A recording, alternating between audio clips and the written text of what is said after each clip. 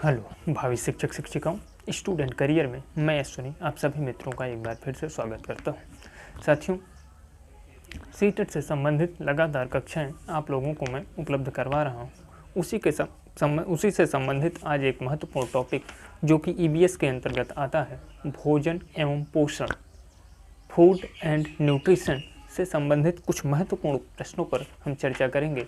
मित्रों, फूड और न्यूट्रिशन की बात करें तो यहाँ से सीटेट के एग्ज़ाम में 1 से 2 कभी कभी 3 प्रश्न बने हुए हैं, तो इसलिए यह सीटेट के पॉइंट्स ऑफ व्यू से बहुत ही महत्वपूर्ण टॉपिक बन जाता है। मित्रों, उसी से संबंधित आज हम most important question NCERT based जो हैं उनको हम सॉल्व करेंगे। साथ ही साथ इनसे संबंधित जो गत वर्षों प्रीवियस ईयर क्वेश्चंस बने हैं उन पर भी हम चर्चा करेंगे, जिससे फूड और न्यूट्रिशन से कोई भी क्वेश्चन अगर एग्ज़ाम में बनता है तो वहाँ से आप उसे आसानी से सॉल्व कर पाएँ। मित्रों, कहते हैं कि शिक्षा वह उस शेरनी का दूध है जो जितना पिएगा उतना दहाड़ेगा।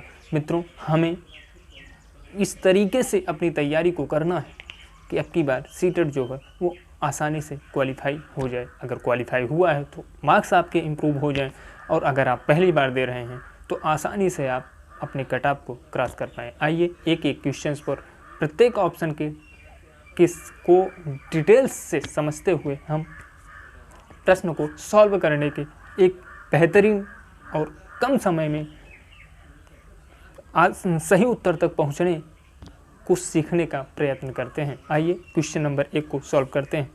पहले क्वेश्चन की बात करें मित्रों तो पूछा गया है कि निम्नलिखित में से कौन सा कथन सही है। आइए, कह रहा है ऑप्शन नंबर 1 कि खाद्य पदार्थों से जीवों को ऊर्जा प्राप्त नहीं होती है। ध्यान दीजिएगा, प्रश्नों को आप ध्यान से पढ़ेंगे तो तुरंत अगर आप प्रश्न को समझ पाए तो आंसर आसानी से ढूंढ पाए। निम्नलिखित में से कौन सा कथन सही नहीं है, और पहले ही बोल दिया है कि खाद्य पदार्थ। ध्यान दीजिएगा, क्या खाद्य पदार्थों से जीवों को ऊर्जा नहीं मिलती है? जीवों को ऊर्जा मिलती है खाद्य पदार्थों से। तुरंत यहीं आप इस ऑप्शन को काट दीजिए। आगे बढ़ते हैं। भोजन से प्राप्त ऊर्जा शारीरिक क्रिया के लिए उपयोगी होती है। मित्रों, ऊर्जा जो है आप जानते हैं कि कार्य करने की क्षमता जो है वही ऊर्जा कहलाती है ना। तो ऐसी स्थिति में जब आप भोजन से प्राप्त ऊर्जा फूड से एनर्जी को गेन करेंगे तो आप देखेंगे कि इससे आप दैनिक कार्यों को कर पाएंगे या शारीरिक क्रियाओं को कर पाएंगे। तो भोजन के संबंध में ये कथन जो है वो बिल्कुल सही है। आइए नीचे भी देख लेते हैं क्या इससे भी अच्छा कोई कथन है या नहीं, तो यही आपके प्रश्न का सही उत्तर होगा। कह रहा है पादप उत्पाद खाद्य पदार्थों का एकमात्र स्रोत है। पादप उत्पाद मतलब प्लांट प्रोडक्ट, जैसे साग सब्जियाँ हुई, फल आपको प्राप्त हुए, क्या यही जो हैं एकमात्र खाद्य पदार्थों यानी फूड प्रोडक्ट्स हैं और नहीं हैं? मित्रों, इनके अतिरिक्त भी हैं, इसलिए केवल कहा है, इसलिए ये ऑप्शन जो है वो गलत हो जाता है। नेक्स्ट की बात करते हैं। कह रहा है मनुष्य अपनी ऊर्जा का उपयोग सांस लेने व चलने में नहीं करता है। नहीं मित्रों, रेस्पिरेशन यानी श्वसन के दौरान भी आप एनर्जी लेते हैं और देते हैं, दोनों स्थितियां होती हैं। साथ ही साथ जब आप चलते हैं तो भी एनर्जी जो है वो लॉस होती है, इसलिए ये नहीं कह रहा है, इसलिए ऑप्शन नंबर ये भी गलत हो जाता है। इस प्रश्न के सही उत्तर की बात करें तो आपने देखा कि जब आपने चारों विकल्पों का विश्लेषण किया तो ऐसी स्थिति में आप पाए कि 3 ऑप्शन जो हैं वो ऑटोमेटिक कट गए और जो सही उत्तर था वो निकल करके सामने आ गया। तो इस प्रश्न के सही उत्तर की बात करूँ तो ऑप्शन नंबर 2 जो है यही आपके प्रश्न का सही उत्तर है। आ जाइए नेक्स्ट क्वेश्चन पर चलते हैं। Question number 2। क्वेश्चन नंबर 2 की बात करें तो प्रश्न पूछा है कि निम्नलिखित में से कौन सही सुमेलित नहीं है। आइए देख लेते हैं क्या कह रहा है प्रश्न। ऑप्शन पहला है फल काजू, फिर कह रहा है सब्जी बैगन, फिर कह रहा है अनाज सोया, फिर कह रहा है मसाला सौंठ। ध्यान दीजिएगा, प्रश्न में पूछा गया है कि कौन सा सुमेलित नहीं है। नहीं को ध्यान दीजिएगा। फल काजू जो है वो फल होता है, ये सही है। सब्जी बैगन जो है वो सब्जी होती है, ये भी सही है। सोया अनाज नहीं मित्रों, ये साग की श्रेणी में आता है। इसे भी आप सब्जी की ही श्रेणी में रखेंगे, इसलिए इसे आप अनाज नहीं कह सकते, ये जो है गलत। फिर कह रहा है मसाला जो है वो सौंठ है। सौंठ जो होती है ये मित्रों मसाला में आती है। प्रश्न आपका पूछा गया है कि कौन सा सुमेलित नहीं है, तो ऑप्शन नंबर 3 जो है यही सुमेलित नहीं है और यही आपके प्रश्न का सही उत्तर है। प्रश्न नंबर 2 की बात करें तो ऑप्शन नंबर 3 जो है यही बिल्कुल सही उत्तर है। आ जाइए नेक्स्ट क्वेश्चन पर चलते हैं। मित्रों ये प्रश्न जो है ये आपकी परीक्षा के लिए बहुत ही उपयोगी हैं। ध्यान दीजिएगा, एक एक प्रश्न आपकी परीक्षा में आने की क्षमता रखते हैं।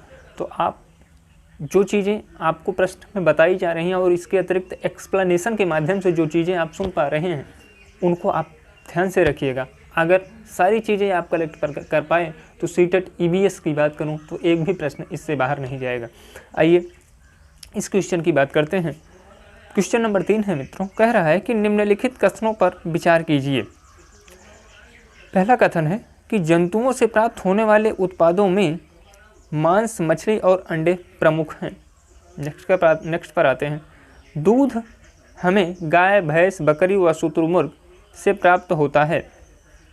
क्या ये जो दिए गए दोनों कथन हैं, नीचे प्रश्न पूछा है कि उपरोक्त में से कौन से कथन सही हैं, तो आप एनालिसिस कीजिए और आप अपने उत्तर के पास पहुंच जाएंगे आराम से। प्रश्न अगर कथन नंबर 1 की बात करूं तो कह रहा है कि जंतुओं से होने वाले प्राप्त जो उत्पाद हैं वो हमें मांस, मछली तथा अंडे से मिलते हैं। बिल्कुल सही है मित्रों, मांस, मछली और अंडे से ही हमें जंतुओं से प्राप्त होने वाले उत्पाद मिलते हैं। तो जो कथन नंबर 1 है ये तो सही है। आइए नेक्स्ट कथन पर हम कथन का भी विश्लेषण कर लेते हैं। नेक्स्ट कथन नंबर B कह रहा है कि दूध हमें गाय, भैंस, बकरी से तो हमें दूध मिलते हैं, लेकिन इसके बाद इन्होंने जोड़ दिया है शुतुरमुर्ग। क्या मित्रों आप शुतुरमुर्ग से दूध प्राप्त करते हैं? क्या ऑस्ट्रिच से आपको मिल्क मिलता है? नहीं मित्रों, इसलिए यह ऑप्शन नंबर B जो है वो गलत हो जाता है। आ जाइए अब कथन जो सही है वो आपने देख लिया कि ऑप्शन नंबर A जो है वो सही कथन है और ऑप्शन नंबर B जो है वो गलत कथन है। अब हम ऑप्शन से अपने सही उत्तर की तरफ बढ़ते हैं, सही उत्तर का चुनाव करते हैं। केवल एक कह रहा है ऑप्शन A केवल एक, और केवल एक जो है यही आपका सही है और B जो है गलत है। तो इसलिए इस प्रश्न के सही उत्तर की बात करें तो ऑप्शन नंबर 1 जो है यही आपके प्रश्न का सही जवाब है। आ जाइए नेक्स्ट क्वेश्चन पर।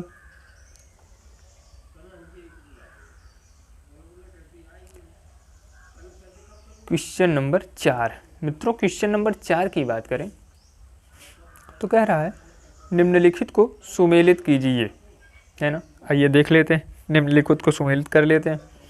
कह रहा है कि एक तरफ स्रोत दिया गया है, दूसरी तरफ खाद्य पदार्थ दिए गए हैं। तो ए ऑप्शन की बात करें तो पौधे जंतु स्रोत में है, और खाद्य पदार्थ की बात करें तो चाय दिया गया। बी ऑप्शन की बात करें तो बीज जो है इसमें क्या है, तने और पत्ती क्या है, पत्तियां और फिर पत्तियां क्या है, इसमें आपको वही देखना है और ऑप्शन को मिला करके ऐसे प्रश्न जो हैं मित्रों आप अभी हम सॉल्व करते हैं। आपको पता चलेगा कि ये आपको ज़रूरी नहीं कि सारी चीज़ें आपको आती ही रहें, केवल आप पहले देखिए, ध्यान से देखिए, क्योंकि आप ऑप्शन नंबर ए को देखेंगे तो देखेंगे कि चारों अलग अलग है। यानी अगर आपको एक मिल गया तो आप अपने उत्तर के नज़दीक पहुँच जाएंगे।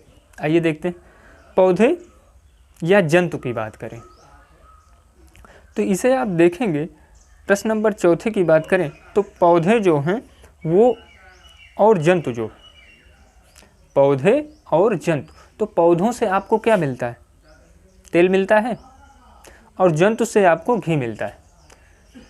काऊ, बफेलोज या गोट्स जो भी हैं ये आपको घी देती हैं, जबकि मस्टर्ड प्लांट की बात करें, सरसों के पौधे की बात करें तो सरसों से आप क्या पाते हैं, तेल पाते हैं। तो इस तरीके से अगर ऑप्शन नंबर ए की बात करूं तो ये चौथे से मिल गया। अब आप चले आइए अपने ऑप्शन में, तो आप देखेंगे ऑप्शन नंबर 2 जो है इसमें ए जो है यही चौथा है और यही आपके प्रश्न का सही उत्तर हो जाएगा, क्योंकि और जो हैं वो इस तरीके से मिल ही नहीं रहे हैं। आ जाइए आगे भी देख लेते हैं। सही उत्तर की बात करें तो आपने सही उत्तर पा लिया, यही आपके प्रश्न का सही जवाब, ऑप्शन नंबर 2। आगे भी मिला लेते हैं। उसके बाद आप देखेंगे बी बीज दिया गया है, और बीज की बात करें तो दाल और कॉफ़ी जो होती है ये बीज होती है, यानी बी से ये आपका ए जो है 4 से मिल गया, बी जो है वो 3 से मिल गया। उसके बाद बात करें तने और पत्ती की, तो तने और पत्तियां जो होती हैं वो आपकी साग होती हैं। जैसे अभी आपने देखा कि जो सोया होती है उसमें उन्होंने अनाज कहा था, जबकि ये पत्तियां साग की श्रेणी में आती हैं। उसके बाद आप पत्तियों के देखेंगे तो जो पत्तियां होती हैं वो ऑप्शन नंबर 1 4 में चला जाता है, चाय के साथ, ठीक है ना। मैंने आपको कहा कि केवल आप किसी एक को मिलाइए पहले और ऑप्शन को देख लीजिए कि क्या दिए गए जो चारों ऑप्शन हैं वो अलग अलग हैं। अगर अलग अलग हैं तो वहीं आपका प्रश्न सही हो जाता। केवल आपको एक ही पता है पौधे और जंतु, तो आप उठाइए और तुरंत, या आपको केवल ये पता है कि चाय जो होती है वो पत्ती होती है, तो तुरंत आप डी ऑप्शन में जाएंगे तो डी ऑप्शन आपको एक जो है वो केवल दूसरे में दिया गया है, और यही आपके प्रश्न का सही उत्तर है। आ जाइए नेक्स्ट क्वेश्चन की बात कर लेते हैं। Question number 5। क्वेश्चन नंबर 5 की बात करें तो क्वेश्चन नंबर 5 कह रहा है कि पोषक तत्व शरीर के लिए कैसे उपयोगी होते हैं। मैंने आपको बताया कि जो ये महत्वपूर्ण प्रश्नों की श्रृंखला है ये स्पेशली भोजन और पोषण से है, यानी फूड एंड न्यूट्रिशन से है, तो उसी से संबंधित आपको प्रश्न मिलेंगे। आइए ऑप्शन नंबर 1 की बात करें, पोषक तत्व शरीर के लिए कैसे उपयोगी हैं। ऑप्शन नंबर ए है जो कह रहा है कि ये आहार व ऊर्जा की पूर्ति करते हैं। तो बिल्कुल पोषक तत्व जो होते हैं वो आहार और ऊर्जा की पूर्ति करते हैं। फिर शरीर के विकास में सहायक होते हैं। बिल्कुल मित्रों, शरीर का विकास जो होता है ये पोषक तत्वों की जितनी अच्छी मात्रा या जितनी प्रचुर मात्रा आपको मिलेगी वैसे ही उतना ही विकास आपके शरीर का होगा।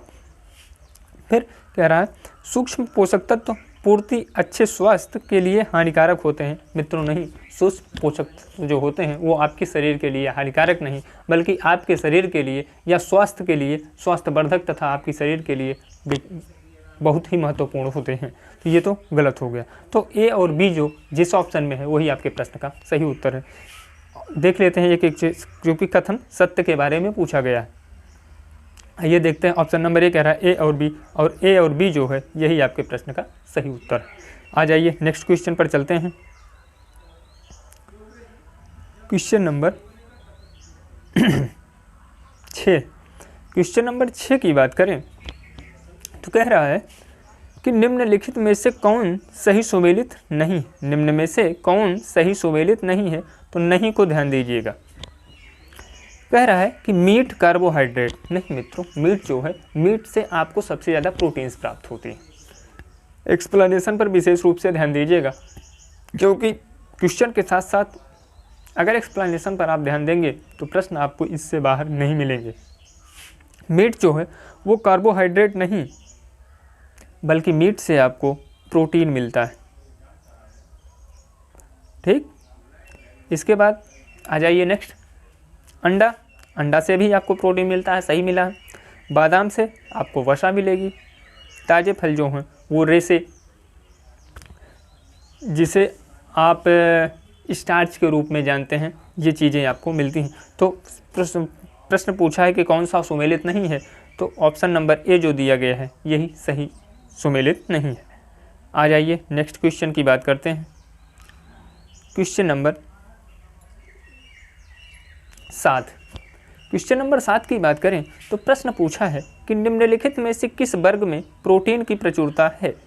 निम्नलिखित में से किस वर्ग में प्रोटीन की प्रचुरता है। आइए एक एक ऑप्शन को हम देख लेते हैं। ऑप्शन नंबर 7 की बात करें तो कह रहा है कि दूध, आम और गाजर। ठीक, फिर कह रहा है अंडा, मटर, मछली। फिर कह रहा है सोयाबीन, चना, मक्का। फिर आगे आएंगे आप तो कह रहा है सेब, दही और मांस। ठीक है ना। ऑप्शन प्रश्न नंबर 7 की बात। अब आप एलिमिनेट कीजिए एक एक ऑप्शन को। आप देखेंगे कि दूध में बहुत प्रचुरता की बात कर रहा है, तो दूध में प्रचुरता के बहुत अधिक मात्रा में आपको प्रोटीन नहीं मिलती है, लेकिन प्रचुरता पूछ रहा है इसलिए प्रचुरता में नहीं मिलती, इसे काट दीजिए। फिर अंडा और मछली में आपको प्रचुर मात्रा में मिलेगी प्रोटीन, लेकिन वही बात मटर की करें तो मटर में प्रचुर मात्रा में आपको कार्बोहाइड्रेट मिलेगा, ना कि प्रोटीन, तो ये भी गलत हो जाता है। फिर नीचे आप आएंगे सोयाबीन और चना। सोयाबीन में आपको प्रचुर मात्रा में प्रोटीन मिलेगी, चना में आपको मिलेगी, लेकिन बात करें मक्के की तो मक्के में आपको ज़्यादा से ज़्यादा कार्बोहाइड्रेट मिलता है। तो दिए गए ऊपर के तीनों ऑप्शन जो हैं वो कट जाते हैं। फिर आप आएंगे सेब, दही और मांस में, तो सेब, दही और मांस जो हैं ये तीनों में प्रचुर मात्रा में प्रोटीन पाई जाती है। यही आपके प्रश्न का सही उत्तर है, ऑप्शन नंबर 4। आ जाइए, इसी तरीके से आप प्रश्नों के ऑप्शन को जो है ना वो आप एलिमिनेट करने का प्रयास करेंगे तो आराम से आप अपने सही उत्तर के पास पहुंच जाएंगे। आ जाइए नेक्स्ट क्वेश्चन को देखते हैं। क्योंकि ये जो प्रैक्टिस है मित्रों, ये प्रैक्टिस हमें सिखाती है कि हमें किसी प्रश्न को कैसे अटेम्प्ट करना, क्योंकि उसी 2.5 घंटे में बहुत से लोग, आपके लगभग 30 लाख फॉर्म अप्लाई होते हैं, 30 लाख लोग देते हैं, उसी में कोई 130, 135, 40 तक चला जाता है और कोई जो है वो आपके कट ऑफ को भी नहीं क्रॉस कर पाता है। तो सीधी सी बात है कि आप प्रश्न पत्र को, क्वेश्चन पेपर को कैसे अटेम्प्ट कर रहे हैं, और अटेम्प्ट करने का तरीका आपको इसी प्रैक्टिस से आएगा, क्योंकि ये प्रैक्टिस जो है वो आपको बताएंगी, आपको क्वेश्चन सॉल्व करने के तरीके बताएंगी, और वहाँ से आप कम समय में अपने सही उत्तर के पास पहुँच पाएंगे। आइए नेक्स्ट क्वेश्चन को देखते हैं। क्वेश्चन कह रहा है कि यदि एक अध्यापक आलू, चावल, ब्रेड व शक्कर के उदाहरणों का सहारा लेता है तो वह क्या पढ़ाना चाहता है। देखिए, यही टिपिकल टाइप क्वेश्चंस जो हैं सीटेट में पूछे जाते हैं, चीज़ों को घुमा देता है। आ जाइए, अभी देखिए उसके कहने का सीधा सीधा मतलब कि आलू, चावल, ब्रेड और शक्कर में क्या पाया जाता है, लेकिन उसने घुमा दिया कि ये चीज़ें वो पढ़ा रहा है बच्चों को, तो इसमें कौन से चीज़ की किस चीज़ के उदाहरण का सहारा ले रहा है। तो आइए देख लेते हैं। क्वेश्चन नंबर 8 की बात करें तो आप देखेंगे, पहला है विटामिन, दूसरा है कार्बोहाइड्रेट, तीसरा है प्रोटीन और चौथा है खनिज लवण। अगर बात करें आलू, चावल, ब्रेड व शक्कर की, तो यहाँ पर सबसे अधिक जो अध्यापक या इसमें पाए जाने वाले सबसे प्रचुरता पोषक तत्व की बात करें तो मित्रों खनिज लवण जो है वो इसमें सबसे अधिक पाया जाता है। तो इस प्रश्न के सही उत्तर की बात करें तो ऑप्शन नंबर 4 हो जाएगा, खनिज लवण। आ जाइए नेक्स्ट क्वेश्चन की बात करते हैं। क्वेश्चन थोड़ा बड़ा है, इसलिए थोड़ा क्या बहुत बड़ा मित्रों, ध्यान दीजिएगा, हम एक एक चीज़ों को देख लेंगे। इस क्वेश्चन की बात करें, क्वेश्चन नंबर 9, तो प्रश्न पूछा है कि निम्नलिखित को सुमेलित कीजिए। आइए सुमेलित कर ले रहे हैं, कुछ नहीं, आप चले आइए यहाँ पहले ऑप्शन पर। कह रहा ऑप्शन देखेंगे कि पहले ऑप्शन में, दूसरे ऑप्शन में, तीसरे, अच्छा दूसरा और चौथा जो है ये सेम है, बाकी पहला और तीसरा जो है वो अलग अलग है। तो आप पहले कुछ चीज़ों को मिलाने का प्रयास कीजिए। अभी देखिए कितनी आसानी से ये क्वेश्चन आप कर पाएंगे। ज़रूरी नहीं है कि ऐसे क्वेश्चंस में आपको दिए गए सारे ऑप्शन आते ही हों, नहीं, आप तरीका जानिए कि ऐसे प्रश्न किए कैसे जाते हैं। आइए अभी देखिए कितनी आसानी से ये प्रश्न होता है। क्वेश्चन नंबर 9 की बात करते हैं। सबसे पहले आप देखेंगे दिया गया है परिवहन प्रोटीन, परिवहन प्रोटीन। आइए देखते हैं, परिवहन प्रोटीन की बात करते हैं, ऑप्शन नंबर ए। अगर आप ऑप्शन नंबर ए की देखेंगे परिवहन प्रोटीन की बात करें तो परिवहन प्रोटीन जो होते हैं आप देखते हैं कि ये ऊतक निर्माण के काम में आते हैं, ठीक है ना। ये परिवहन प्रोटीन जो हैं वो ऊतक निर्माण के कार्य में आते हैं। उसके बाद संकुचन प्रोटीन की बात करें तो संकुचन प्रोटीन जो होते हैं ये चलन हेतु होते हैं। फिर संरचनात्मक प्रोटीन की बात करें तो संरचनात्मक प्रोटीन जो होते हैं ये आपके और फिर आप रक्षात्मक प्रोटीन की बात करेंगे तो ये रक्षात्मक और संरचनात्मक की बात कर लेते हैं। संरचनात्मक प्रोटीन की बात करें तो ये आपके हीमोग्लोबिन परिवहन का काम करते हैं। और अगर रक्षात्मक प्रोटीन की बात करें तो ये आपके संक्रमण से बचाव की बात कर लेते हैं। ये 4 चीज़ें आपने देख ली। अब आपको देखना है केवल ये कि ज़रूरी नहीं सारी चीज़ें आपको आती हैं। अब जैसे मान लीजिए कि आपको रक्षात्मक प्रोटीन आ रहा है, कि रक्षात्मक प्रोटीन जो होते हैं ये आपको संक्रमण से बचाते हैं। तो अब आप ध्यान दीजिए कि ले जाइए, अब डी में चले आइए। तो डी में जब आएंगे आप तो देखेंगे कि रक्षात्मक प्रोटीन संक्रमण, यानी डी में कौन कौन सा पहला ऑप्शन दिया गया है। तो आप देखेंगे पहला गलत हो गया, दूसरा गलत हो गया, यानी आंसर जो है वो दूसरे और चौथे के बीच में आ गया। फिर आप देख लीजिए कि बात करें अगर प्रोटीन की, संरचनात्मक प्रोटीन की, तो संरचनात्मक प्रोटीन जो है, रुकिए मित्रों थोड़ा सा मिस हो गया इसमें। देखिए परिवहन प्रोटीन जो होता है ये चलन हेतु है, ठीक। संरचनात्मक उसके बाद संरचनात्मक प्रोटीन की बात करें, ये परिवहन प्रोटीन चलन के लिए हो गया। फिर संरचनात्मक, उसके बाद रक्षात्मक प्रोटीन की बात करें तो ये आपका संक्रमण से संबंधित हो गया, ठीक। उसके बाद आप देखेंगे कि सी की संकुचन प्रोटीन की बात करें और संरचनात्मक प्रोटीन की बात करें तो संरचनात्मक प्रोटीन जो होता है ये आपका ऊतक निर्माण में हो जाएगा, ठीक। सी जो है वो दूसरे के साथ चला जाएगा। उसके बाद बात करें आपके ये संकुचन प्रोटीन का, तो संकुचन प्रोटीन जो है ये आपके हीमोग्लोबिन से संबंधित हो जाएगा, ठीक है ना। तो अब मिलाइए आप, ये जो है वो सी के क्या नाम है, सी के साथ जा रहा है, तीसरा, ठीक। और उसके बाद बी जो है वो चौथे के साथ जा रहा है। फिर आप देखेंगे सी जो है वो आपके दूसरे के साथ जा रहा है। इसमें कुछ मिस हो रहा है मित्रों, फिर से मिलाते हैं इसे।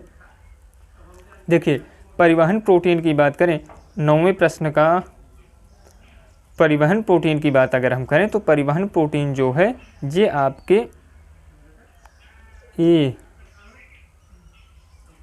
नहीं, फिर से देखिए, परिवहन प्रोटीन जो है वो चलन हेतु है, ठीक। उसके बाद क्योंकि ये नहीं, चलन नहीं होगा, परिवहन प्रोटीन जो है ये आपका ऊतक निर्माण में काम आता है। फिर बात करें संकुचन प्रोटीन की, तो संकुचन प्रोटीन जो है ये आपके मूवमेंट में काम आता है। फिर संरचनात्मक प्रोटीन की बात करें तो ये आपका आ जाएगा हीमोग्लोबिन परिवहन के साथ। और उसके बाद बात करें अगर रक्षात्मक प्रोटीन की, तो ये आपके संक्रमणों से बचाव करता है। रक्षात्मक से मतलब है कि आपकी सुरक्षा करना, तो ये संक्रमण से आपका बचाव करता है। तो इस प्रश्न के सही उत्तर की बात करें तो ये जो है वो 2 के साथ जा रहा है। तो ये देख लीजिए 2 किस में है, दूसरे और चौथे में है, यानी पहला और तीसरा जो है ये गलत हो गए। उसके बाद संकुचन प्रोटीन की बात करें तो संकुचन प्रोटीन जो है मित्रों ये आपका चलन हेतु है, ठीक है ना। बी देखिए, बी जो है वो तीसरे में है और बी वो दूसरे ऑप्शन में भी दिया गया। फिर आ जाइए, फिर कह रहा है संरचनात्मक प्रोटीन। संरचनात्मक प्रोटीन में आप आएंगे तो संरचनात्मक प्रोटीन जो है वो चौथे में आता है। देखिए यहाँ ऑप्शन सी जो है वो चौथे के साथ जा रहा है, ठीक। उसके बाद आप देखेंगे डी रक्षात्मक प्रोटीन की, तो ये संक्रमण से बचाव के साथ जा रहा है। और यही देखिए ऑप्शन नंबर बी की बात करें, तीसरा, दूसरा, चौथा और पहला, यही आपके प्रश्न का सही उत्तर है। ऑप्शन नंबर बी जो है ये इस प्रश्न का सही उत्तर। मित्रों थोड़ा सा कन्फ्यूजन क्रिएट हो गया था क्वेश्चन में, बाकी आप देखेंगे कि कुछ चीज़ें अगर आपको इसमें आती हैं तो आप वहाँ से आसानी से अपने क्वेश्चन, जैसे इसमें थोड़ा सा टिपिकल बना दिया था कि ये दोनों सेम दे दिया और ये यहाँ पर थोड़ा सा अलग अलग कर दिया था, तो ऐसे क्वेश्चंस कम आते हैं, लेकिन ऐसे आते हैं तब भी आप अपने क्वेश्चन के नज़दीक पहुँच पाएंगे। आइए नेक्स्ट क्वेश्चन पर चलते हैं। Question number 10। क्वेश्चन नंबर 10 की बात करें तो क्वेश्चन नंबर 10 पूछ रहा है कि भोजन में आयोडीन की सूक्ष्म मात्रा आवश्यक होती है क्योंकि। आइए देखते हैं, भोजन में आयोडीन की सूक्ष्म मात्रा आवश्यक होती है क्योंकि इसके सेवन से व्यक्ति मानसिक रूप से क्षीण नहीं होता। क्षीण मतलब मंद नहीं होता, उसकी मानसिक क्षमताएं जो होती हैं वो नष्ट नहीं होती। फिर कह रहा है आयोडीन का सेवन करने से घेघा रोग होने की संभावना नहीं रहती। ठीक। फिर कह रहा है दोनों ही कथन सत्य हैं। उसके बाद कह रहा है दोनों ही कथन असत्य हैं। आप देखते हैं कि आयोडीन का सेवन करने से घेघा रोग होने की संभावना नहीं रहती। नहीं मित्रों, जरूरी नहीं है, ये नहीं आप कह सकते कि घेघा रोग होगा ही नहीं। घेघा रोग हो सकता है, लेकिन संभावना है, लेकिन बिल्कुल ही नहीं है, ऐसा नहीं कह सकते आप। और ऑप्शन नंबर 1 कह रहा है कि इसके सेवन से मानसिक रूप से क्षीणता जो है वो नहीं होती। तो इस प्रश्न के सही उत्तर की बात करें तो वो ऑप्शन नंबर 1 हो जाता है। आइए नेक्स्ट क्वेश्चन पर चलते हैं मित्रों। Question number 11। क्वेश्चन नंबर 11 की बात करें तो प्रश्न है कि निम्नलिखित में से कह रहा है कि निम्नलिखित में से कौन से कथन सही हैं। प्रश्न पूछा गया है कि निम्नलिखित में से कौन से कथन सही है। तो आइए देखते हैं। कह रहा है कि फॉलिक अम्ल के द्वारा डीएनए का संश्लेषण होता है। बिल्कुल मित्रों, फॉलिक अम्ल जो है ये आपका राइबोसोम फॉलिक अम्ल के साथ मिल करके राइबोसोम जो है वो आपका प्रोटीन संश्लेषण में काम आता है। फॉलिक अम्ल ये डीएनए से पूछ रहा है, तो फॉलिक अम्ल जो है वो डीएनए के संश्लेषण में प्रयुक्त होता है। उसके बाद कह रहा है कि सूर्य की रोशनी विटामिन डी का एक स्रोत है। बिल्कुल मित्रों, आप देखते हैं कि ऐसे बच्चे जिन्हें सूर्य का प्रकाश नहीं मिलता है, उन बच्चों को आप देखेंगे कि उनकी हड्डियां जो होती हैं या उनके जो हाथ पैर होते हैं वो बहुत ढीले लूज होते हैं। जबकि वो बच्चे जिनको आप सूर्य के प्रकाश में रखते हैं वो बच्चे जो होते हैं वो फिजिकली स्ट्रांग होते हैं। तो ऐसी स्थिति में और आपकी बोन्स की स्ट्रांगनेस में जो विटामिन डी का बहुत ही इम्पोर्टेंस होता है साथियों। तो ये भी सही है और ये भी सही। फिर कह रहा है सोयाबीन प्रोटीन का सबसे अच्छा स्रोत है। नहीं मित्रों, सोयाबीन जो है वो प्रोटीन का स्रोत है, ये नहीं आप कह सकते कि सोयाबीन प्रोटीन का सबसे अच्छा स्रोत है। तो इसमें सही उत्तर की बात करें तो ए और बी जो है वही आपके प्रश्न का सही है। ऑप्शन देखते हैं एक एक को। कह रहा है कि ए और बी, ए बी यहीं आपको मिल जाता है और यही आपके प्रश्न का सही उत्तर है। आ जाइए नेक्स्ट क्वेश्चन पर। Question number 12। क्वेश्चन नंबर 12 की बात करें तो क्वेश्चन नंबर 12 कह रहा है कि मानव शरीर में त्वचा तल के नीचे विद्यमान वसा निम्नलिखित में से किसके विरुद्ध अवरोधक का काम करती है। इनके पूछने का मतलब है कि शरीर में जो त्वचा है उसके नीचे जो वसा पाई जाती है वह किसके अवरोधक के रूप में काम करती है। आइए देखते हैं। शरीर के लवणों का क्षय। फिर कह रहा है शरीर की ऊष्मा का क्षय। फिर कह रहा है कि वातावरण से हानिकारक सूक्ष्म जीवों का प्रवेश। फिर कह रहा है आवश्यक शरीर द्रव्यों का क्षय। मित्रों, अगर बात करें कि मानव शरीर में त्वचा तल के नीचे विद्यमान जो वसा पाई जाती है वो किसके विरुद्ध अवरोधक का काम करती है, तो यह शरीर के लवणों का क्षय होने से रोकती है। न अगर ये ना रहे तो आपके शरीर में जो लवण पाए जाते हैं वो नष्ट हो जाए, उनका क्षरण हो जाए। तो ऑप्शन नंबर 1 जो है ये आपके प्रश्न का सही उत्तर है। आइए नेक्स्ट क्वेश्चन को देखते हैं। मित्रों, हमने इम्पोर्टेंट प्रश्नों का चयन किया है तो ध्यान दीजिएगा। क्वेश्चन नंबर 9 जो है वो प्रश्न पूछ रहा है कि संतुलित भोजन में वसा की उपयुक्त मात्रा का सेवन करना आवश्यक होता है क्योंकि यह संतुलित भोजन में वसा की उपयुक्त मात्रा का सेवन करना आवश्यक होता है क्योंकि यह आइए क्या ऊर्जा का उत्पादन करने में सहायक होती है। क्वेश्चन नंबर 19 है। फिर कह रहा है कोशिका झिल्ली की संरचना में मुख्य भूमिका निभाती है। फिर कह रहा है कि ऊर्जा संचित करती है। उसके बाद कह रहा है उपरोक्त सभी। ठीक है ना, तो आइए देख लेते हैं। ऊर्जा का उत्पादन करने में सहायक होती है। फिर कह रहा है कोशिका झिल्ली की संरचना में मुख्य भूमिका निभाती है। मित्रों, कोशिका झिल्ली की संरचना में वसा जो है वो मुख्य भूमिका नहीं निभाती, ये जो है नहीं बनता वो सही जवाब। फिर डी जो है ये अपने आप कट गया। अब आपको देखना है कि ऊर्जा उत्पादन में सहायक होती है या ऊर्जा संचित करती है। प्रश्न आपके इन दो ऑप्शनों के बीच आकर के रुक गया। आप देख सकते हैं कि ऊर्जा का उत्पादन करने में सहायक, मित्रों ये वसा जो होती है ये ऊर्जा संचित करती है, ना कि ये ऊर्जा उत्पादित करती है। ठीक है ना। ऊर्जा उत्पादन का कार्य जो है वो आप देखते हैं कि ये जब आप भोजन करते हैं तो वहाँ से आपको वहाँ से ऊर्जा का उत्पादन होता है। और वसा जो है ये पोषक तत्व है। पोषक तत्व जो होते हैं ये भोजन ऊर्जा को संचित करते हैं, ना कि उत्पादित करते हैं। ठीक है ना। तो इस प्रश्न के सही उत्तर की बात करें तो ऑप्शन नंबर 3 हो जाएगा। ठीक है ना मित्रों, ऑप्शन नंबर 3 जो है ये इस प्रश्न का सही उत्तर। मित्रों जो एक्सप्लेनेशन है उस पर विशेष ध्यान दीजिएगा। ये आप डायरेक्ट प्रश्न नहीं तो एक्सप्लेनेशन से आपको प्रश्न जरूर मिल जाएंगे। आ जाइए नेक्स्ट क्वेश्चन की बात करते हैं। Question number 20। क्वेश्चन नंबर 20 की बात करें तो कह रहा है कि निम्नलिखित में से कौन से कथन मिड डे मील के विषय में सही हैं। मिड डे मील आप जानते हैं कि आपके यहाँ प्राथमिक और जूनियर में मध्याह्न भोजन योजना, जिसे हम मिड डे मील बोलते हैं, चलाया जाता है। उसी से संबंधित ये जानकारियाँ आपसे चाहता है। आइए एक एक ऑप्शन को हम देख लेते हैं। सही, उसके विषय में सही जानकारी पूछा है। तो कह रहा है कि यह वर्ष 2004 में पूरे भारत में लागू की गई थी।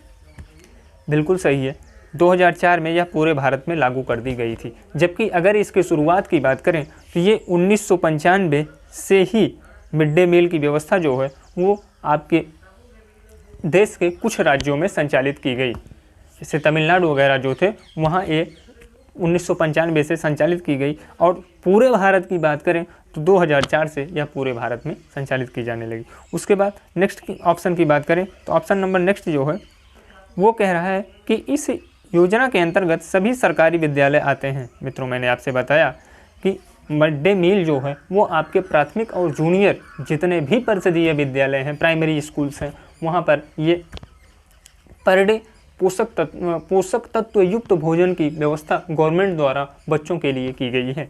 उसके बाद नेक्स्ट की बात करें, कह रहा है कि इसमें प्राइमरी से लेकर उच्च प्राइमरी तक के बच्चों को शुल्क के साथ भोजन मुहैया कराया जाता है। नहीं मित्रों, ये भोजन जो बच्चों को उपलब्ध कराए जाते हैं ये बिल्कुल निःशुल्क हैं। इसके लिए कोई भी शुल्क बच्चों को या उनके गार्जियन को, विद्यालय को पेड नहीं करने पड़ते। इसलिए ये ऑप्शन जो है वो गलत हो जाता है। मिड डे मील के संबंध में पहला और दूसरा जो है कथन वो सही है। आइए अपने ऑप्शन को देखते हैं। ए ऑप्शन नंबर ए कह रहा है कि ए और बी ही यह सही है। तो इस प्रश्न के सही उत्तर की बात करें तो ऑप्शन नंबर ए हो जाता है, 1 हो जाता है। मित्रों आइए नेक्स्ट पर चलते हैं। Question number 21। क्वेश्चन नंबर 21 की बात करें तो क्वेश्चन नंबर 21 कह रहा है कि इस प्रक्रिया में भोजन छोटे छोटे कणों में टूटता है। यह क्रिया मुख से प्रारंभ होकर आमाशय और छोटी आंत तक होती है। उपरोक्त कथन पाचन तंत्र की किस क्रिया का वर्णन करता है। यही है मित्रों सीटेट के टिपिकल क्वेश्चंस। इसने सीधे सीधे आप में होने वाली एक क्रिया या आप कह सकते हैं एक मैकेनिज्म के बारे में पूछने का प्रयत्न कर रहा है, लेकिन इसने प्रश्न को घुमा दिया। इसने सीधे सीधे ये नहीं कहा है कि मुख से हो करके आपके मतलब आपने कोई चीज़ खाने मतलब मुख से होकर के आपके छोटी आंत तथा एनल तक की होने वाली जो प्रक्रिया है वो पाचन कहलाती है, या वो प्रक्रिया क्या कहलाती है इसने ये नहीं पूछा, बल्कि इसने प्रश्न को घुमा दिया कि जो भोजन आप लेते हैं अपने मुंह में, अपने माउथ में इनहेल करते हैं आप देख, तो वहाँ से वो जो फूड पार्टिकल्स होते हैं वो छोटे छोटे जो फूड होता है वो छोटे छोटे पार्टिकल्स में कन्वर्ट हो जाता है। धीरे धीरे माउथ से ही आपके डाइजेशन की प्रक्रिया स्टार्ट होती है। वो आपके लार्ज इंटेस्टाइन, आपके स्टमक, फिर स्मॉल इंटेस्टाइन, फिर लार्ज इंटेस्टाइन, और बाद में आप देखते हैं कि एनल के माध्यम से जो रॉ मटेरियल्स बचते हैं वो आपके बॉडी से थ्रू आउट हो जाते हैं।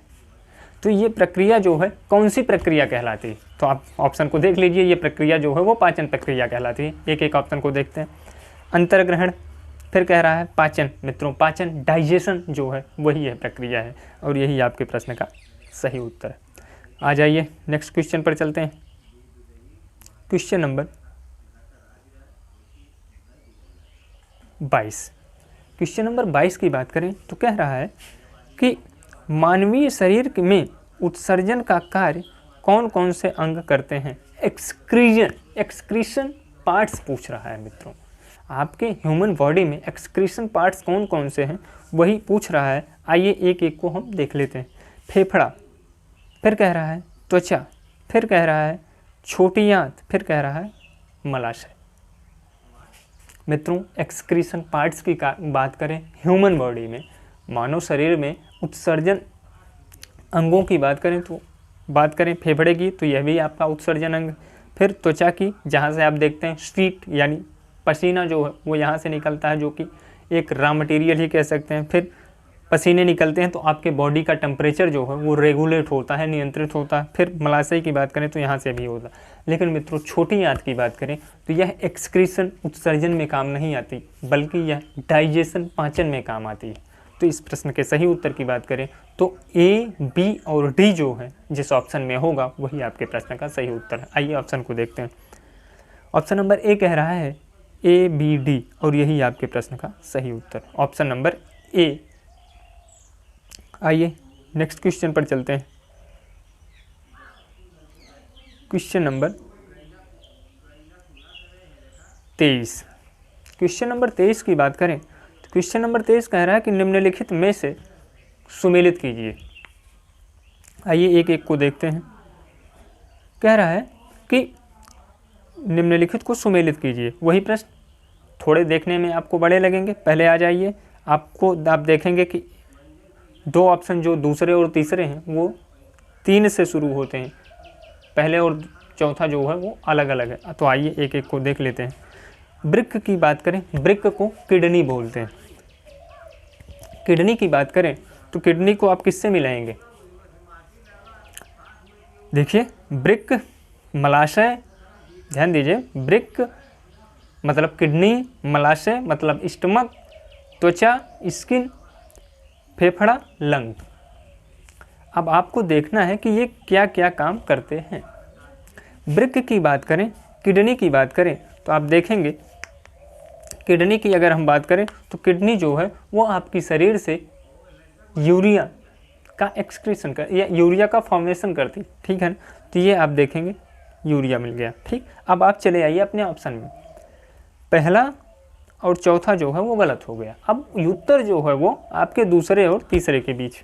आइए मलाशय की बात करें तो मलाशय जो है ये आपका अपचित पदार्थ जो होते हैं, मतलब रॉ मटेरियल्स जो होते हैं, आप जब भोजन करते हैं तो भोजन आपकी शरीर में पचता है। लार्ज इंटेस्टाइन तक पचने के पश्चात जो पोषक तत्व होते हैं वो आपके बॉडी में ब्लड के थ्रू डिस्ट्रीब्यूट हो जाते हैं, और जो रॉ मटेरियल्स होते हैं वो आपके एनल या आप कह सकते हैं मलाशय के माध्यम से आपकी बॉडी से थ्रू आउट यानी आपकी शरीर से बाहर चले जाते हैं। तो जो अपचित पदार्थ होते हैं ये मलाशय के मलाशय से बाहर चले जाते हैं। उसके बाद त्वचा की बात करते हैं तो त्वचा जो है, त्वचा से स्वीट यानी पसीना जो है वो आपकी बॉडी से बाहर निकलता है। और ये फेफड़े की बात करें तो फेफड़ा जो है ये आपकी शरीर से आप जो वायु अंदर लेते हैं, वायु को अंदर लेने के पश्चात जो कार्बन डाइऑक्साइड होती है वो आपके बॉडी से थ्रू आउट करता है। तो जो फेफड़ा है वो कार्बन डाइऑक्साइड से मिल जाएगा। अब मिला लीजिए आप। पहला जो है वो यूरिया 3 से मिल गया, फिर मलाशय जो है वो 4 से मिल गया। यही आपके प्रश्न का सही उत्तर। ऑप्शन नंबर 2 जो है ये आपके प्रश्न का सही उत्तर हो जाता है। आपने देखा कि अगर आप चीज़ों को थोड़ा सा डिफरेंट तरीके से सोचेंगे तो ज़रूरी नहीं है कि ये जो बड़े बड़े प्रश्न आपको दिखाई देते हैं इनके सारे ऑप्शंस आपको आए, नहीं, आपको एलिमिनेट करना है, आपको प्रयास करना है कि हम कैसे इस प्रैक्टिस इसीलिए होती है कि आप प्रश्न को सॉल्व करने के तरीके समझ पाए, ताकि जरूरी नहीं है कि आपके सारे ऑप्शन ही आपको आए तभी आपके प्रश्न सही हों, नहीं, कुछ ऑप्शन आते हैं तब भी आपके प्रश्न सही हो सकते हैं। आ जाइए नेक्स्ट क्वेश्चन की बात करते हैं। Question number 24। क्वेश्चन नंबर 24 की बात करें तो क्वेश्चन नंबर 24 कह रहा है कि निम्नलिखित में से कौन सा कथन सही है। तो आइए, सेब और आंवला को मुरब्बा बनाकर लंबे समय तक संरक्षित किया जा सकता है। बिल्कुल सही, जैम के रूप में या आप इसे च्यवनप्राश के रूप में बना करके लंबे समय तक संरक्षित मतलब स्टोर कर सकते हैं इनको। फिर कह रहा है आलू प्याज लहसुन को नमी में रखा जाता है। नहीं मित्रों, आलू प्याज लहसुन को अगर आप नमी में रखेंगे तो ये बहुत जल्दी ही वेस्ट हो जाएंगे, नष्ट हो जाएंगे, ठीक है ना, तो ये तो गलत है। फिर कह रहा है चने को भूनकर संरक्षित रखा जा सकता है। बिल्कुल मित्रों, चने को आप भून देंगे तो चना जो है वो बहुत लंबे समय तक रहेगा, उसमें जो फफूंदी वगैरह लग जाती है, फंगस लग जाते हैं, वो नहीं लगेंगे, तो ये भी सही है। इस प्रश्न के सही उत्तर की बात करें तो जो जिस ऑप्शन में ए और सी दिया गया है वही आपके प्रश्न का सही उत्तर, ए बी नहीं, ए सी, ऑप्शन नंबर बी जो है इस प्रश्न का सही उत्तर। आइए नेक्स्ट क्वेश्चन पर चलते हैं। Question number 25। क्वेश्चन नंबर 25 की बात करें, कह रहा है कि दूध का पाश्चुरीकरण कैसे किया जाता है। दूध का पाश्चुरीकरण कैसे किया जाता है, तो आइए देख लेते हैं एक एक ऑप्शन को। दूध के पाश्चुरीकरण की बात करें मित्रों तो यह 71 डिग्री सेंटीग्रेड पर 15 सेकंड तक तथा 62 डिग्री सेंटीग्रेड पर 32 मिनट तक गर्म करके दूध का पाश्चुरीकरण किया जाता है। क्या है, 71 डिग्री पर 15 सेकंड तक और 62 डिग्री पर 32 मिनट तक आप इसे क्या करेंगे, गर्म करेंगे, तो आपका दूध जो है वो पाश्चुरीकृत हो जाएगा। आइए एक एक ऑप्शन को देख लेते हैं। ऑप्शन नंबर 1 कह रहा है कि 100 डिग्री पर 15 सेकंड, नहीं, मैंने कहा कि 71 डिग्री पर 15 सेकंड। फिर कह रहा है 100 डिग्री, ये भी गलत हो गया। फिर 70 कह रहा है, ये भी गलत हो गया। ऑप्शन नंबर 4 जो है वो कह रहा है मित्रों 71 डिग्री पर 15 सेकंड तथा 62 डिग्री पर 32 सेकंड तक गर्म करके आप दूध का पाश्चुरीकरण करते हैं। पाश्चुरीकरण मतलब आप देखते हैं कि जो डब्बे का दूध आप मार्केट से लेते हैं, अमूल दूध पीता है इंडिया में, तो अमूल दूध आप जो मार्केट से लेते हैं तो उसको संरक्षित जो किया गया है, उसको जो स्टोरेज किया गया, प्रिजर्व किया गया है, वो 71 डिग्री सेंटीग्रेड पर 15 सेकंड तक तथा 62 डिग्री सेंटीग्रेड पर 32 मिनट तक गर्म करने के बाद प्रिजर्व किया गया है, ताकि मिल्क जो है वो वेस्ट ना हो, खराब ना हो, लंबे समय तक बना रहे। मित्रों, इस प्रश्न के सही उत्तर की बात करें तो ऑप्शन नंबर 4 हो जाता है। भोजन और पाचन से संबंधित यानी फूड एंड न्यूट्रिशन से संबंधित ये रहे महत्वपूर्ण कुछ क्वेश्चंस आपके सामने। इससे संबंधित कुछ और भी क्वेश्चंस हैं जो मैं आपको नेक्स्ट क्लास में प्रोवाइड करा दूंगा। मित्रों, आप इन्हें सॉल्व कीजिए। अगर वीडियो अच्छी लगे तो वीडियो को लाइक जरूर कीजिएगा। मित्रों, चैनल जरूर सब्सक्राइब कीजिएगा हमसे जुड़े रहने के लिए। इसी प्रकार की क्लासेस हम आपको लगातार प्रोवाइड करते रहेंगे। धन्यवाद मित्रों।